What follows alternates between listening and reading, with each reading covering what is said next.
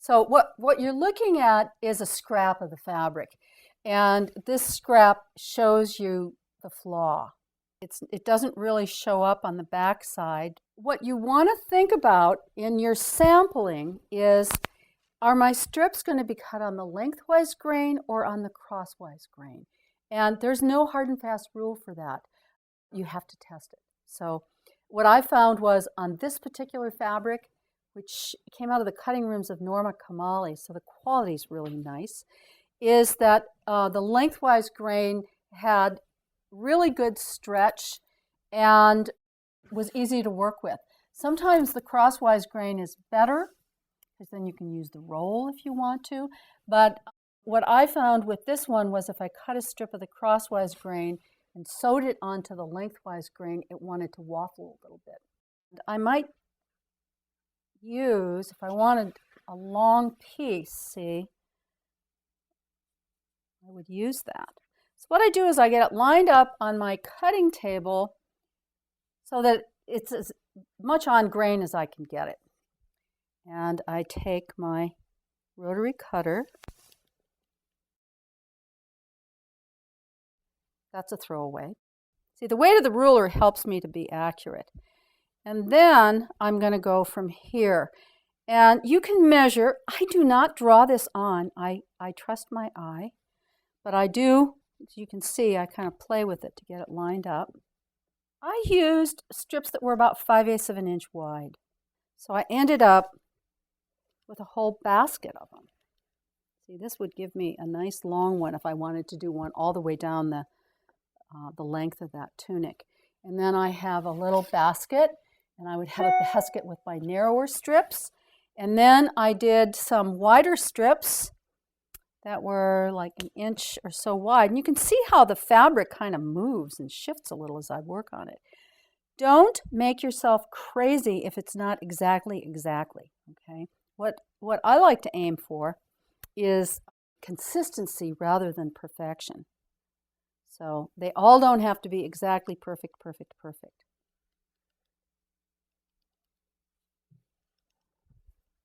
Okay. I like to have enough so that when I go to sew, I can have enough of my little elements to draw from. What I like to do is I like to know where center front is, because I didn't really want to line one piece up down the center front. I wanted them to be offset. So I put a pin at the hem because I might want to just use the raw edge of the hem. I haven't decided for sure yet. See, I like to keep my options open, but I didn't want to put a little snip there. So but I did put a snip at the top neck. This is Clo Chalk. This stuff is great because it will mark your fabric, but it goes away when you iron it or when you wash it or even over time. That's my reference line, see, for center front. On this particular piece, there's the flaw. Now, I will put something on top of that, but I'm going to work out from the center. So now I am going to 505 it. This is my spray adhesive of choice, but there are others that work fine too. So you just want to give a nice even spray. Not too much, sometimes it'll go through to the wrong side, and I'd rather it didn't do that. And then this is like building blocks. So one at a time, and I'm going to lay this in place and visually line it up.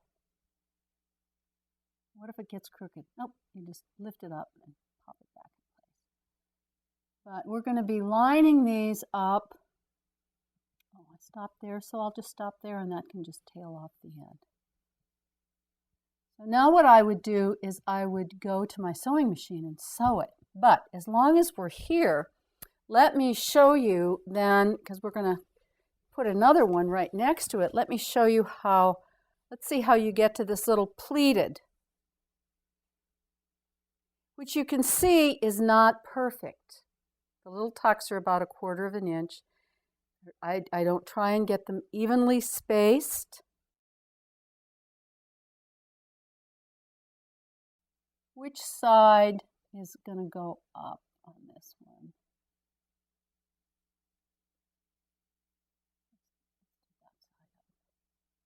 And I decide, do I want it to run the full length or do I want it to stop? Maybe I'm going to make this one a little shorter. Now I'm going to take up some length with it.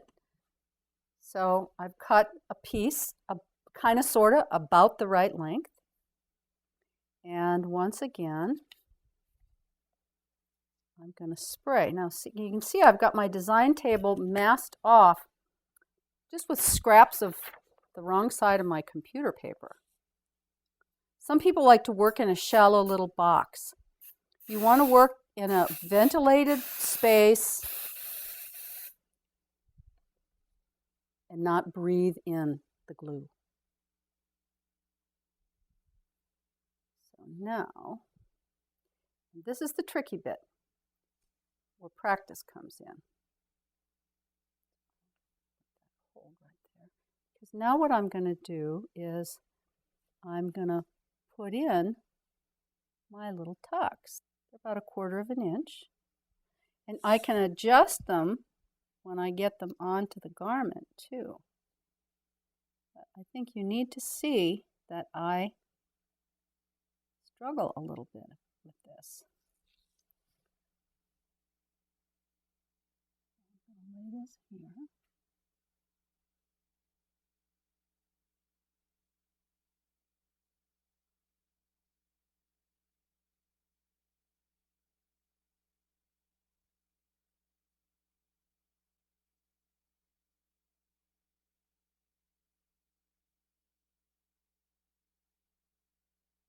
And you can see I'm just eyeballing it. Now, there are those of you who might want to draw little lines on this strip before you start. You could do that. What I am aiming for is that the 2 lines are relatively straight.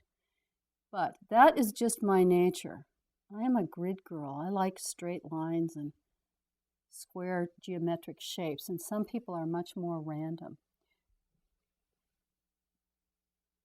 You just watched me fuss with this strip to get this little tucks in, and I set it aside and did something else, and they began to come apart. And so here's what I'm discovering is that I can tweak them in a very good way once they are kind of halfway set into place. So I see I can go in and clean it up and even them out.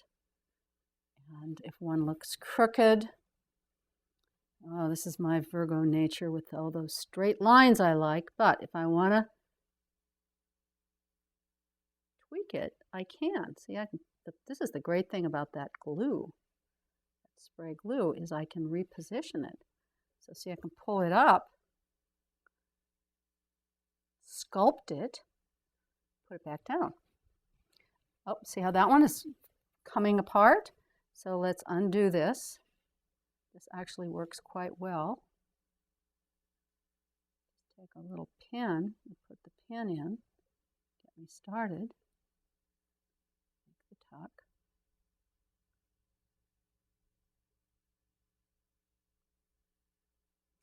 And carry on. Maybe this is the best way to do it. This is how I discover things, people. And to tell the truth, I send the pattern off to Vogue, and the day it goes away, I come up with, oh, another idea for the pattern.